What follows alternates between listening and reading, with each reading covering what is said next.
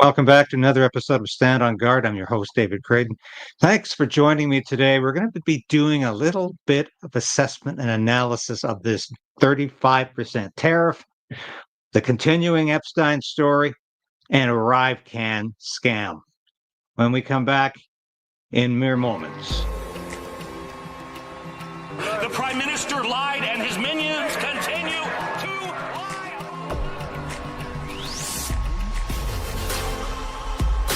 We need political change. But we also need to resolve to resist.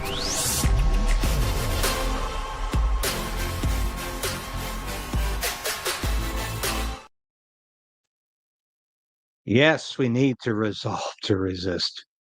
More than ever, I can tell you that. Thanks for joining me. This is David Krayden broadcasting live from Ottawa.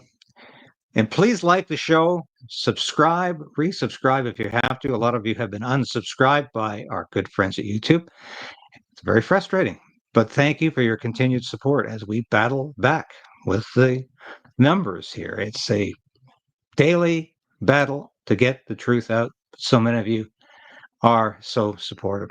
Before I get into this tariff thing, I have to say, do you feel some days like you're going crazy? Do you feel like you're living in an insane world? I mean, here we are again at 35% tariffs. And of course, yeah, we'll get to that one in a minute here. But here we are at 35% tariffs. And can you tell me why we've gone from 25 to 35% tariffs over what? Well, Donald Trump explained it in a letter last night. It says, starting August 1st, 2025, we will charge a tariff of 35% on Canadian products sent into the United States, separate from all sectoral tariffs. Goods transshipped to evade this higher tariff will be subject to that higher tariff. As you are aware, there will be no tariff if Canada or companies within your country decide to build or manufacture product within the United States. And in fact, we will do everything possible to get approvals quickly, professionally, and routinely. In other words, in a matter of weeks. If for any reason you decide to raise your tariffs, then whatever the number you choose to raise them by will be added onto the 35% that we charge. Wow.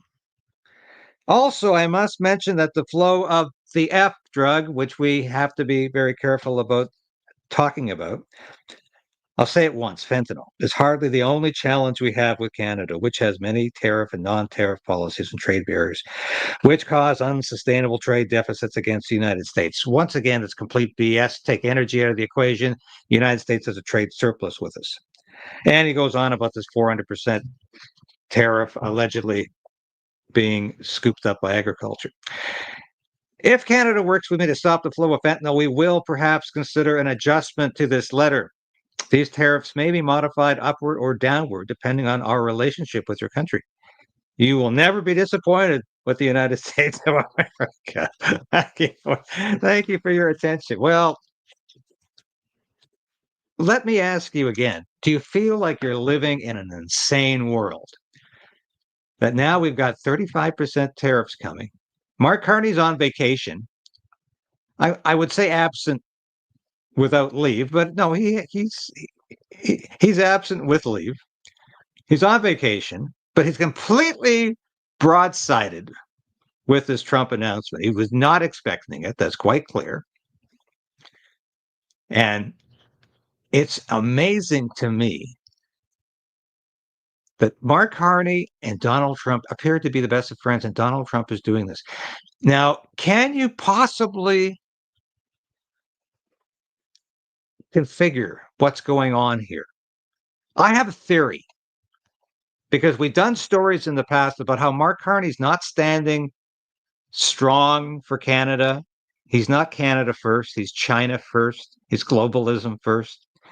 We've done the story about how he wants to devalue both the Canadian and the American dollar. He wants to replace the American dollar as a global currency with the Chinese one. He's essentially right now destroying the economy. $300 billion deficit. And ironically, now he's talking about cuts of $25 billion, including severe cuts to public service. Once again, remember during the election campaign, all of those Liberal MPs in the Ottawa area said that evil Pierre Poilievre is going to cut the civil service to a point where it's not even going to be functional. Yes. Post after post on X from Liberal MPs claiming Pierre Poilievre wanted to cut the civil service so far to the bone that it couldn't even function, which is, of course, laughable because it expanded under Justin Trudeau to a point that it's a bloated bureaucracy. So it should be cut. But guess what? The Conservative leader, Pierre Poilievre, never talked about cutting existing members of the public service. He never talked about that. What he talked about was people retiring and not being rehiring their positions. That's as far as Pierre Poilievre went. Probably should have gone farther.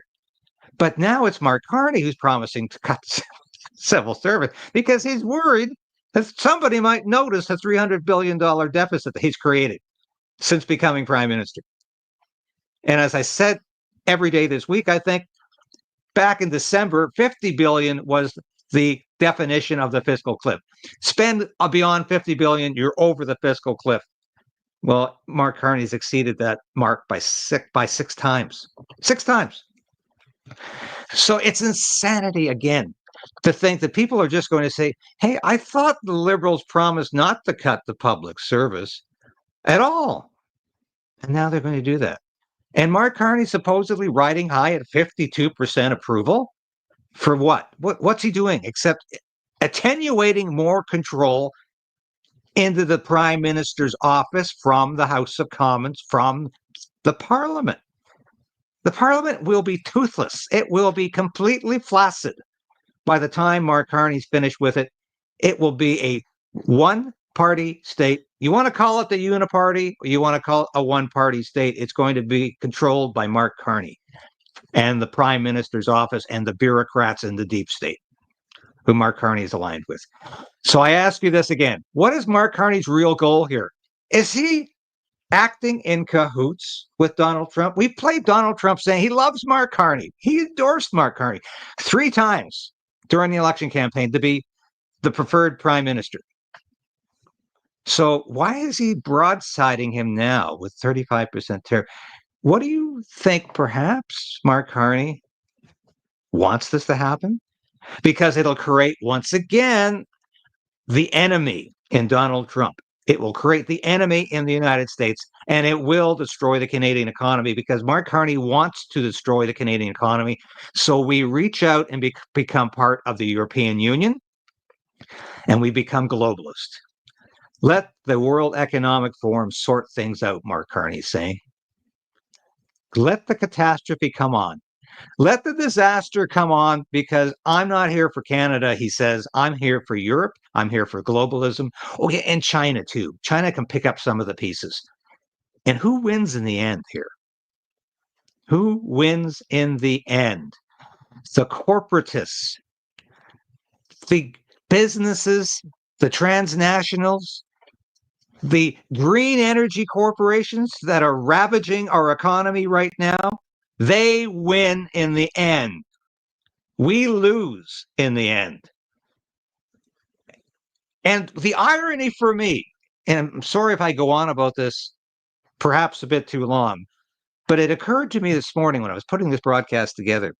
You think of corporations like DuPont that have knowingly poisoned the environment with the effluents from Teflon and other chemicals.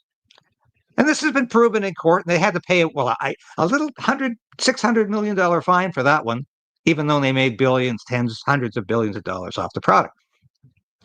So while companies like that get away with really poisoning the environment, really creating pollution. We have morons like Justin Trudeau telling us for 10 years that it's carbon is the problem.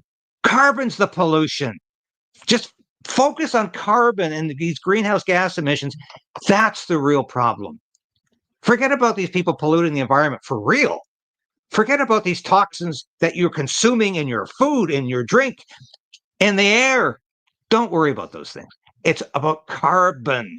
Carbon's the pollution. How many times did that idiot stand up in the House of Commons and call carbon a pollution, even though it's an essential ingredient of biological life? It's necessary to live. It's not a pollution. It's not a pollutant. But the real polluters get off scot-free. And you know what I thought this morning? This reminds me of one of my favorite books and one of my favorite philosophers and authors named Ayn Rand. And she wrote a great book in 1957 called Atlas Shrugged. It was the greatest achievement of her writing career. We're going to be doing a show probably on Sunday that does a very deep analysis of why Atlas is shrugging. And if you read the book, you understand exactly what that means. Atlas shrugs because Atlas has the weight of the world on his shoulders, just like the people who actually produce the things you need are being taxed to death, regulated to death, demonized by the corporatists like Mark Carney. And so what does Atlas do to relieve the incredible weight? He shrugs. It gets it off his shoulders. And that's what Atlas Shrugged is all about. It's about the men of the mind, the men of the productivity, the people of productivity saying, no, we're not going to devote the rest of our lives to serving the state. And this is what I think is happening right now. It's all of this incredible insanity, this corporatism that is taking over Canada. Our democracy is dying. And here we go with Donald Trump and Mark Carney pretending once again to be at war with each other, but they're really not. This is a horrible game. And who do you think is going to win? The multi-billionaires, the trillionaires of this world who have all of the money, all of the motivation, and all of the power to keep pushing their agenda upon us. So I can't wait to put this show together because I think this is exactly what we need to look at today. This is where we are. Now, we're going to have a look at the Epstein files in a minute here. But I wanted to mention this because I should have talked about this earlier in the week. And this is, once again, Blacklock's report up to its usual good work. And Holly Doan posted this. Investigators' report on ArriveCAN is temporarily sealed by a federal court. Justice Henry Brown. Findings blocked at request of former Canadian Border Security Director Cameron McDonald, briefly suspended over $63 million program. So, I'm sorry, what is that all about? Well, here's the explanation. A federal court has granted an interlocutory injunction preventing the Canada Border Services Agency from releasing draft investigation report about Cameron McDonald, a former CBSA executive involved in developing the ArriveCAN app, until his judicial review application is resolved. Now, you know about that. You know about this ArriveCAN scam. We're billions of dollars were wasted on a product that produced nothing. Hundreds of millions of dollars wasted on a product that produced absolutely nothing.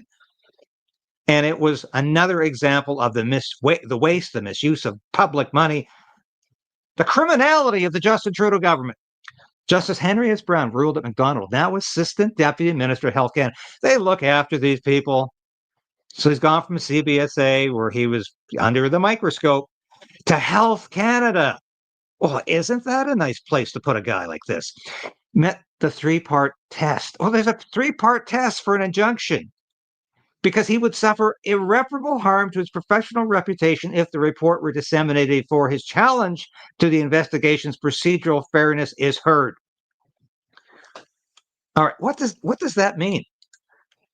All right, if you're a bureaucrat and you're in the Liberal government, you're sanctioned by the Liberal government, you have a right to prepare your case before any of the information about you is disseminated. Now, would this possibly ever be considered in any other investigation? What if you had somebody accused of murder or extortion? Very, very different crimes, nonetheless very serious. What if you had somebody convicted of even armed robbery?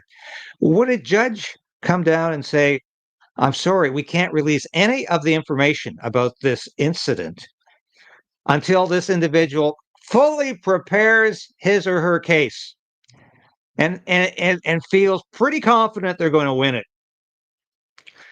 That's the kind of corruption we're dealing with. Now, I believe wholeheartedly this judge was merely interpreting the law as it is. The problem is probably not with the judge, but with the law. That we allow this to go on, and we just say, okay, I guess that's the way it is. Do you think we're ever going to get to the bottom of ArriveCAN? I think Mark Carney will do everything possible to bury it because he was an integral part of the Justin Trudeau government, and we know that. And we know that. So let's get on to the tariff story, because I find this absolutely fascinating that once again, we are being played by the globalists who want us to shiver in our boots because we think we have no control anymore over the economy, over the country, over where we're going, and we don't know what's going to happen next. And this is exactly what I'm talking about. It's the uncertainty, the unease, the insanity that now defines public policy in this country. To put new 50% tariffs on copper. Now, I think we're going to go directly to this one.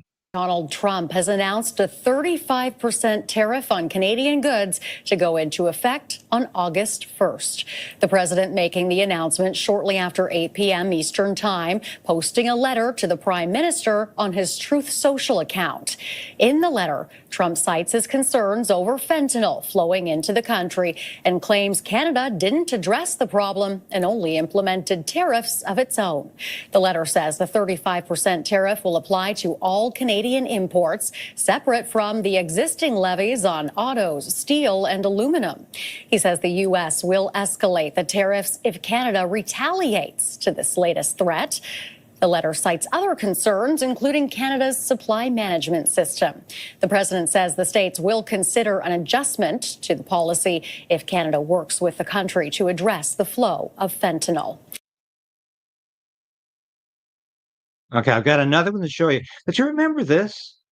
I thought Donald Trump and Mark Carney were the best of friends. As I said, Mark Carney received Donald Trump's endorsement to be Canada's Prime Minister on 3 occasions, including on Election Day. Sounds a bit like election interference to me, but the two of them go back a long way. Are they playing a game here? Remember this? These comments from Donald Trump about his good friend. That was Prime Minister Carney towards you. Very good. Yeah. It couldn't have been nicer. We enjoyed the Canada stay a lot. And I had to come back, obviously, for what's happening in the Middle East, but I got everything done. He's a good man. I think Carney's a good man. Very well, a good representative of Canada. You think he's liked by the people? I think so, yeah.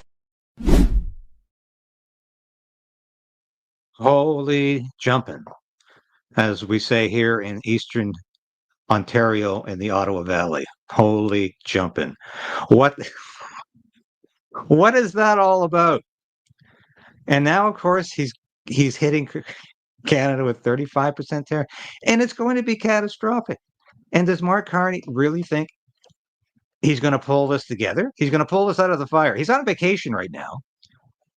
And I think Mark Carney probably is a hard-working man. He's working hard to destroy the country, but he's a hard-working man, and maybe he deserves a week or two away. But well, Donald Trump pulls this while he's on vacation. He's on vacation. And Mark Carney, of course, really doesn't seem all that concerned because he's saying, hey, this is exactly how we planned it. This is exactly what we wanted to happen. Now we can use you as the straw man, Donald, and I can do basically whatever I want in Canada because we've got another emergency. Hey. And remember what Mark Carney said during his Liberal leadership campaign? He's looking for an emergency because he wants to invoke emergency powers.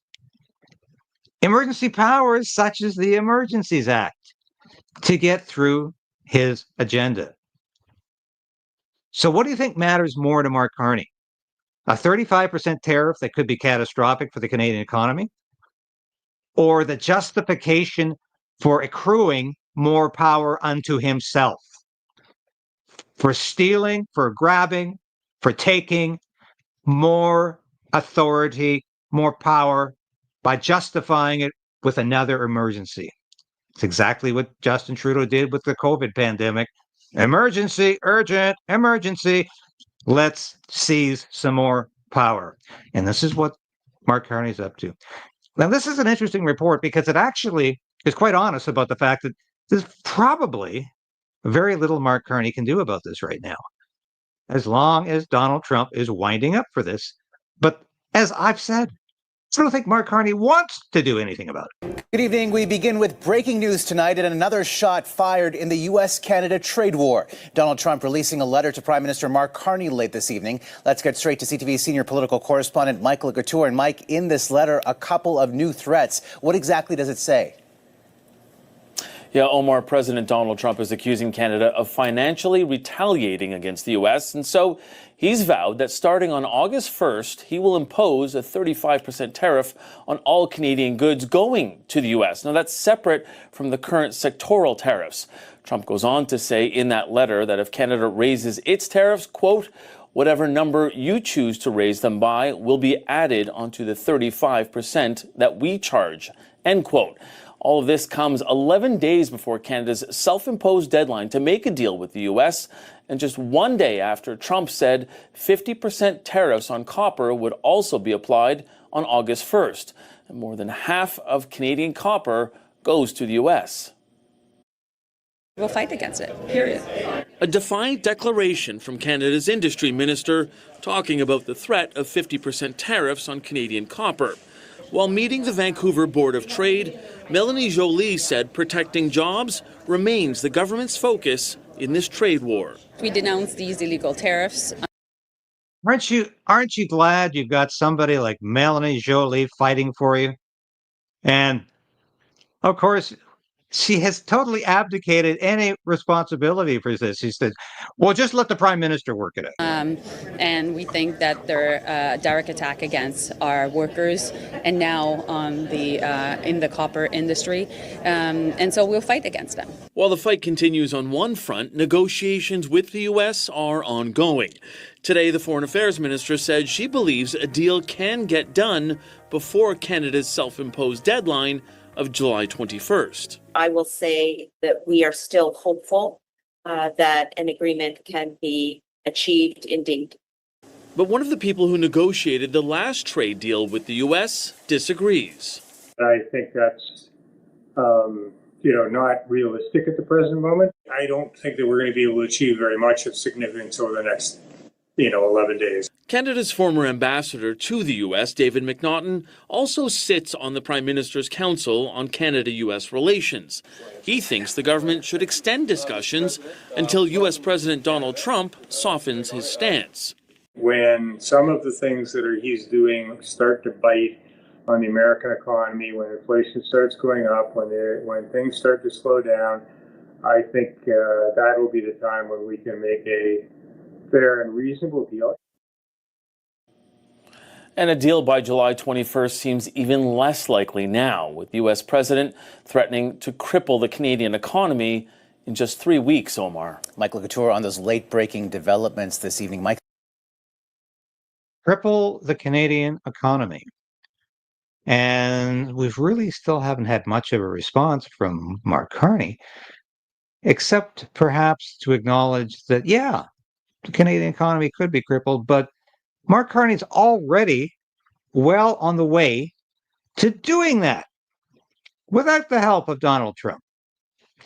So we'll continue to watch this story this week because, as I said, why do you think it keeps changing?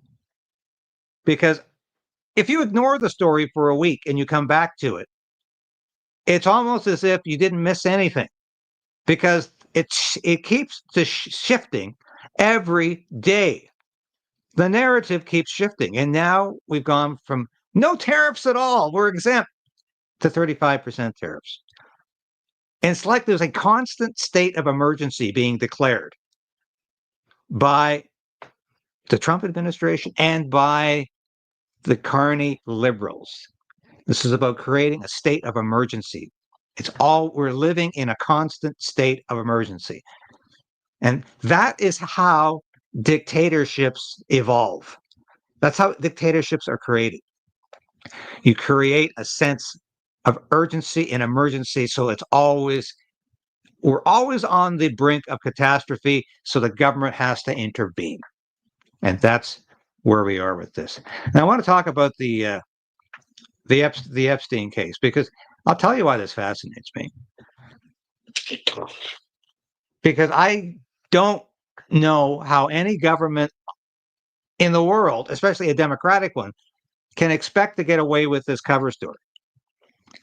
The FBI is demanded, that's terrible English, to release hundreds of missing Jeffrey Epstein documents, including tapes, CDs, passports, and pictures raided from his $51 million New York City townhouse, amid suspicions he was linked to Mossad.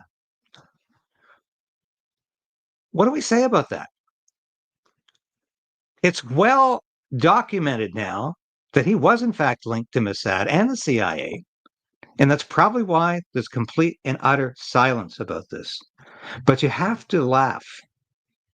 You have to laugh at... I have to play this again because it's unbelievable.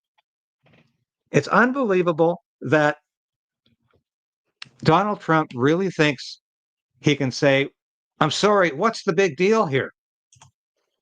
It left some lingering mysteries.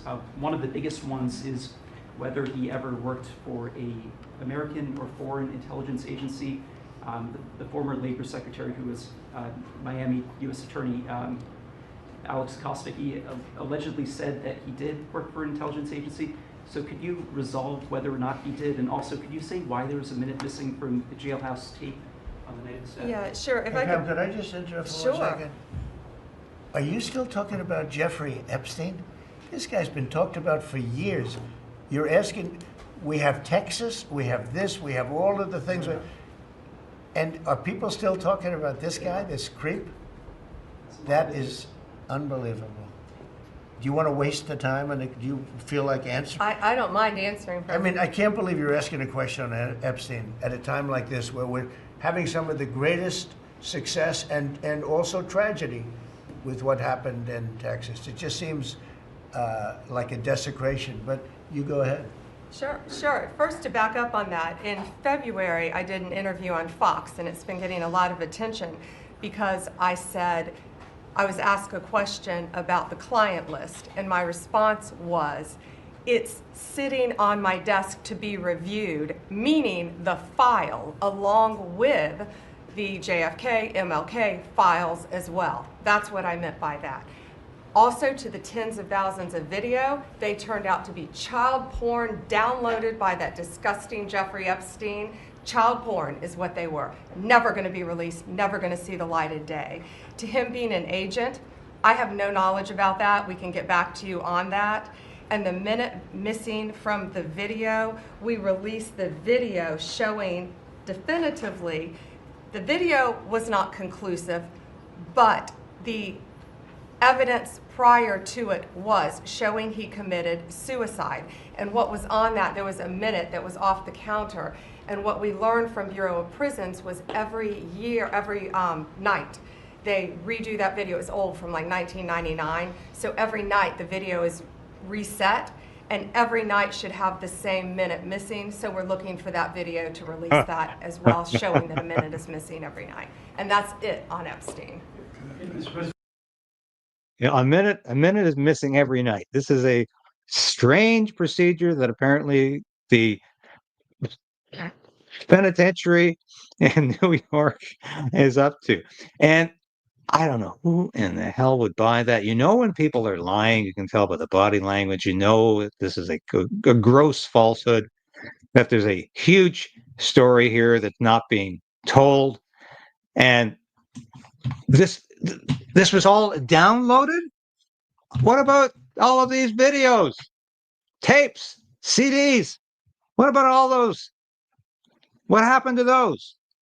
Those weren't downloaded, Pam Bondi, and you know that. And you can't even stick to the same story. I wonder, you know, this has got something to do with Mossad, or it's got something to do with the CIA. But of course, at one time, and I'll be quite fair about this, this is prior to Jeffrey Epstein's conviction as a SA offender in 2009. The two of them were buddies. I won't even show you the video, but they were very good friends. So there are people out there who are suggesting there's a connection directly with Donald Trump and the Epstein file. I don't know. And I'm not going to say, I hope there isn't. But I do know that at one time they were very good friends. Now, this is a real treat here. And I want you to have a look at this, because there has been some really good reporting on this issue from people who know how to do good reporting. Let's have a look at this. Epstein came across my radar in about 2011, and I ultimately went down to Florida in 2012 and started digging into Epstein. And that's when I acquired his Black Book. And I brought the Black Book back to New York City, and I tried to get publishers to publish it and let me write an article about it. And it took me 3 years before I could get someone to publish it and let me write articles about it. It was, and that was Gawker, which has unfortunately been sued into oblivion at this point. But it's interesting. There was a grand jury in Florida that found that Epstein hadn't molested a single child. And the Palm Beach Police Department, which initiated the investigation into Jeffrey Epstein, had 5 victims, underage victims, that they had statements from. And then they had people that corroborated the victims. But they knew of 17 more victims. So the Florida law enforcement and the judiciary knew of 23 Epstein victims at that point. But that grand jury only called 1 Epstein victim. And that special prosecutor, Barry Krishner, skewered her. So that grand jury didn't find Epstein guilty of a single count of child abuse.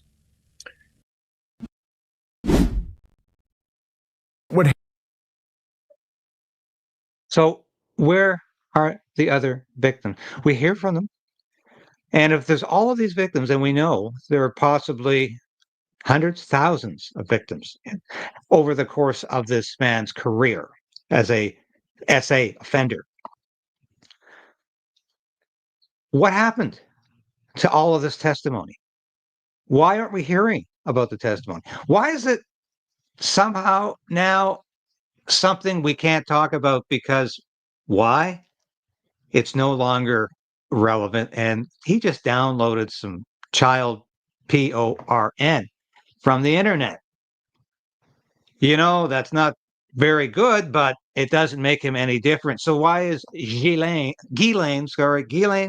Maxwell in prison? Why was Jeffrey Epstein awaiting trial? And what about all of these people who visited Epstein Island? What about the cell phone records? I tried to show that to you yesterday. I'll put this back in a second here. I tried to show you the story about the cell phone records, how they have been able to document the cell phone records coming to the island and then going back home. What about all of that evidence? They don't want to look at it. They don't want to talk about it because the story's over. It's just some guy downloading this horrendous internet material. And that's all it is. And it's over now because he's dead. And besides, he'd self-delete it anyway. And yeah, we've got that videotape. Oh, I'm sorry, it wasn't pointed at his cell door. Maybe the other one was wrong that we showed you last December when we said that was the cell door, but it looks totally different from the cell door they're showing in the so-called videotape evidence with the 1 minute missing. But I see that happens every day. You take a minute, you delete a minute of footage every day. In honor of, and it gets just increasingly ridiculous. Let's watch a bit more. List. It's apocryphal. It's like Jeffrey Epstein ran a travel agency and he had a list of all the perps and he kept them on his refrigerator with a magnet. I mean, that's nonsensical. Epstein had a black book and he's got a lot of flight logs, and there's a lot of names of perpetrators in the black book and on the flight logs. I don't know how it got started that there was an Epstein list. It's apocryphal. Maybe people just wanted to believe that there was an Epstein list, but what there is, and what's really incriminating, is the FBI drilled Epstein's safe, and there were hundreds, if not thousands, of discs. And then that was reported by the New York Times, and Business Insider reported that there was also hard drives, and the FBI agents also came across either hundreds or thousands of images of rape material too. So Epstein had quite a cache of child material. And this is what's really, I mean, there's so many egregious things in the Epstein case, but this is really egregious. Those girls that were used for Epstein's cache of child material, those girls are going to be very, very damaged for the rest of their lives. And it's going to be very hard for them to join society. And they're going to have to work very, very hard, and just to live kind of a baseline life.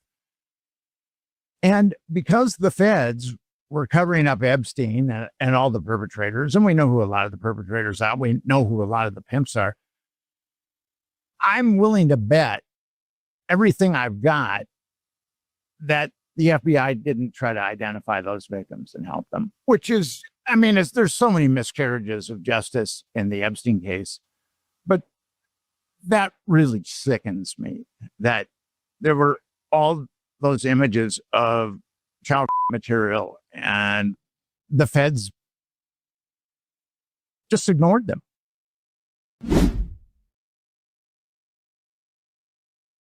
Just ignored them. And that's it. I wanted to write a column this week about this, and I still might for my own Substack, but I reached out to a particular organization, said, would you be interested in a column on Epstein in terms of the accountability issue here, with government accountability, and Pam Bondi's lack of accountability, Kash Patel's lack of accountability. And I was told, hey, we'd rather focus on the great efforts being made in Texas than talk about a story like that. So that seems to be the attitude of a lot in the media as well as government. Just let this thing die because it's just inconvenient. Well, you think about the people who were affected by this. You think about the victims. You think about all of that innocence destroyed.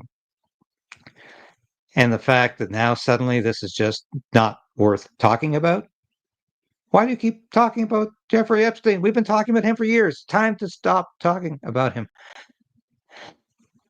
If we stop talking about this, there's going to be a terrible lump in the stomach, the political stomach of so many people in America who will say, we can't trust the government. We can't believe the government. It lies to us. It's been lying to us since JFK died.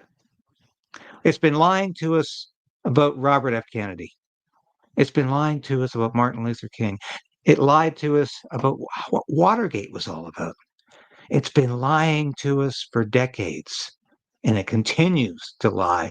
But now the lies are so incredibly stupid, so obviously lies, that we are aghast that the government thinks we're that stupid, that the government thinks we're that unable to decipher the truth or navigate through the facts or make decisions by ourselves without being told what to think and, in some cases, what to say and what to write. And if you think it's bad in the United States right now, it's worse in Canada, where we are facing increasing censorship, increasing government control over what we say and think. And if something like this happened in Canada, would it be buried? You bet. It wouldn't have gone even this far. We would never even have known that there was an investigation and that high-profile government people were implicated. We would never have known any of this. At least in the US, they still have a basic respect for freedom of speech and freedom of the press. And it's up to those people to fight back in the US. Just like it's up to us in Canada to fight back for the freedom we need to continue to survive. I'm going to have a look at the store, and I'll be back.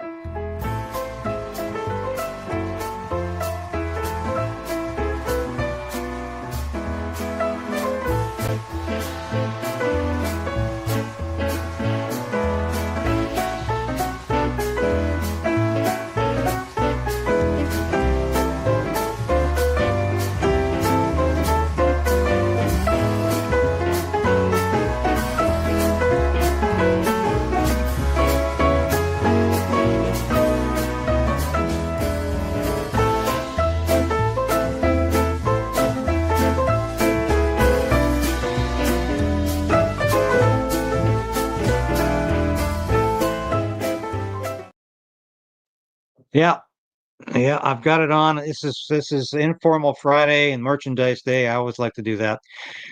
Go ahead, make some orders, make my day. Please do. It's nice to know. And I always say this: take a picture of yourself wearing one of these shirts, drinking coffee from your Stand on Guard mug, wearing your Stand on Guard baseball cap, and I'll put them on the show. I'll put them on the show, promise you. Email them to me. It's davidkrayden@hotmail.com. Everybody knows my email. Direct message me, and I'll be happy to put them on. Thanks for watching today, folks. We love you. God bless you. And Godspeed to all of you. And let's hope and pray that this country can survive, because I think it's still worth it. But there are days I wonder. Bye for now.